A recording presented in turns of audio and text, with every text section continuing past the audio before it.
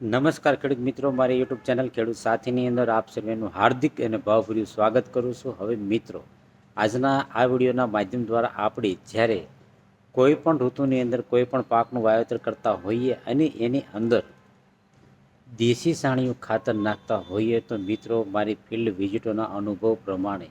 મેં જે જોયું છે કે જેના અનુસંધાને આપ સૌને જણાવવા જઈ રહ્યો છું કે મિત્રો, આપ જો આપણા કોઈ પણ પાકની અંદર પાયાની અંદર જ્યારે વાવેતર કરતા હોય અને એના પહેલાં જો સાણિયું ખાતર નાખતા હોય તો ખાસ મિત્રો આપને આ ભલામણ કરી રહ્યો છું કે આપણે ખેડૂતો હોય કે પશુપાલક હોય જેની પાસેથી સાણિયું ખાતર મોંઘા ભાવનું ખરીદી કરતા હોઈએ છીએ અને અંતે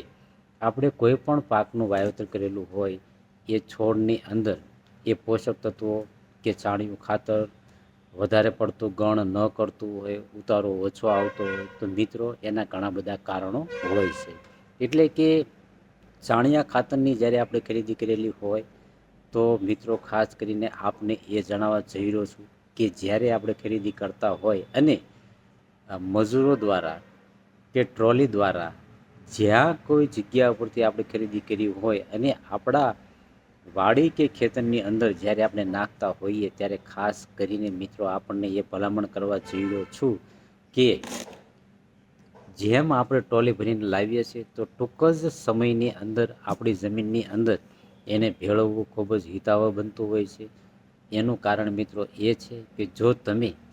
નાના નાના ઢગલા દ્વારા અને મજૂરોની રાહ જોઈ અને 2-4 દિવસ 5 દિવસ કે અઠવાડિયું લગાડી દેતા હોય તો મિત્રો આપણા જમીનની અંદર સાણિયા ખાતરનો પાવર ઘટી જતો હોય છે. એટલે કે મિત્રો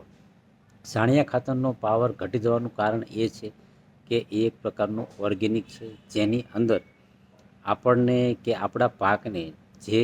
ફાયદો કરાવે એવા બેક્ટેરિયા હોય છે, ફાયદો કરાવે એવી મિત્ર ફૂગ પણ હોય છે, ઓર્ગેનિક કાર્બન હોય છે, નાઇટ્રોજન હોય છે અને અનેક પ્રકારના પોષક તત્વો જે આપણા છોડને કે આપણી જમીનને હરીભરી અને સુધારવા માટેના પોષક તત્વો હોય છે. હવે થાય છે કેવું કે જ્યારે આપણે છાણિયું ખાતર આપણી જમીનની અંદર ઢગલો કરીને રાખેલું હોય તો સૌથી પહેલો પ્રશ્ન એ થાય છે કે એની અંદર જે નાઇટ્રોજન હોય છે એ હવાના સ્વરૂપે ઉડી જતું હોય છે, ઓર્ગેનિક કાર્બન પણ ઉડી જતો હોય છે, એનો પાવર પણ ઘટી જતો હોય છે. ટેમ્પરેચર વધવાથી આપણા જે કોઈ છાણિયા ખાતરની અંદર મિત્ર બેક્ટેરિયા હોય કે ફૂગ હોય એનો પણ મિત્રો નાશ થતો હોય છે. તો આપણી જમીનની અંદર આપણા જે કોઈ છાણિયા ખાતર નાખવાનું જે કોઈ પ્રમાણ હોય અને જે કોઈ ફાયદો મળતો હોય એની ટકાવારીમાં ઘટાડો થઈ જાય છે. તો આપણે મિત્રો મોંઘા ભાવનું છાણિયું ખાતર લાવેલા હોય તો આપ સૌને એ ભલામણ કરવા જઈ રહ્યો છું કે જો ઓછા ખર્ચે અને જે કોઈ છાણિયું ખાતર આપણી જમીનની અંદર નાખેલું હોય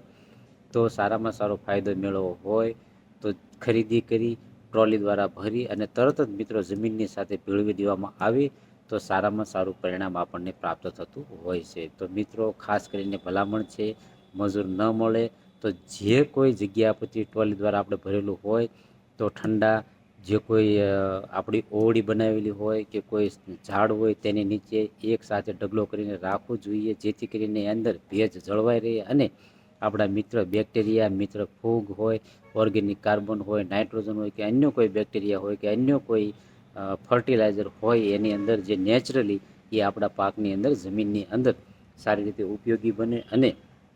ઓછા ખર્ચે આપણને સારામાં સારું ઉત્પાદન પ્રાપ્ત થાય. તો મિત્રો મારી આવી અવનવી ભલામણ કે અવનવી માહિતી મેળવવા માટે મારી યુટ્યુબ ચેનલ ખેડૂત સાથીને તમે સબસ્ક્રાઈબ કરો, લાઇક કરો કે જેનાથી હું આપને અવારનવાર વિડીયોના માધ્યમ દ્વારા કોઈ પણ પાકની અંદર મદદરૂપ થઈ શકું. મિત્રો હસતું